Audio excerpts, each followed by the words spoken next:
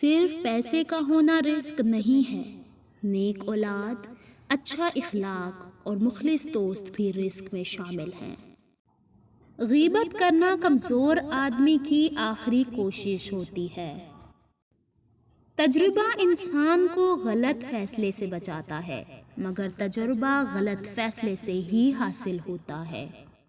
اپنی جوانی کے دھوکے میں مت آنا کہ یہ عنقریب تم سے چھین لی جائے گی۔ جس آدمی کی زبان خراب ہو جاتی ہے اس کا نصیب بھی خراب ہو جاتا ہے۔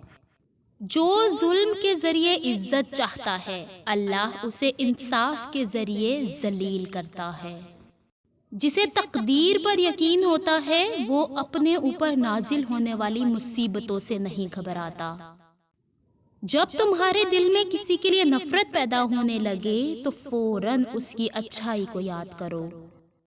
اگر انسان کو تکبر کے بارے میں اللہ کی ناراضگی اور سزا کا علم ہو جائے تو بندہ صرف فقیروں اور غریبوں سے ملے اور مٹی پر بیٹھا کرے۔